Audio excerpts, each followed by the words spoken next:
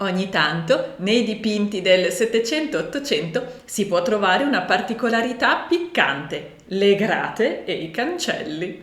Ciò che accomuna grate e cancelli è la loro struttura e la loro funzione. La loro struttura che è generalmente fatta da elementi lunghi e sottili che si intersecano e la loro funzione che è quella di chiudere, di separare, di proteggere e di tenere privati alcuni spazi.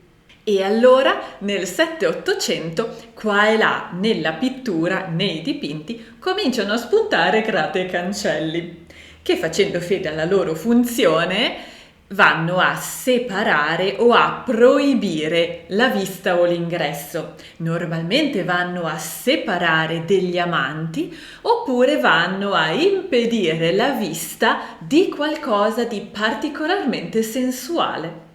E io ho scelto, per fare qualche esempio, 4 dipinti su questo tema, che adesso vado a proporvi in ordine cronologico. Il primo dipinto che vi vado a mostrare è del 1731 ed è di Martin van Meitens e si intitola Suora in preghiera.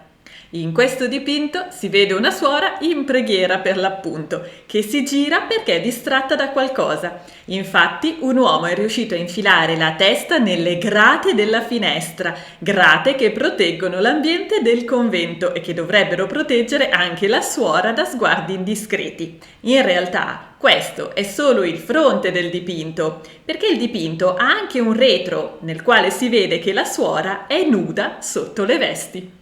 Il secondo dipinto è del 1880, è di Heinrich Lossow e si intitola Il peccato. Sì, devo censurarvelo per via delle policy di YouTube e di TikTok, perché qui vediamo una giovane suora avere un rapporto con un monaco e sono aggrappati a un cancello. Il cancello infatti ha la funzione di separare gli ambienti femminili da quelli maschili, ma ciò che ottiene è invece di accendere la passione tra le coppie.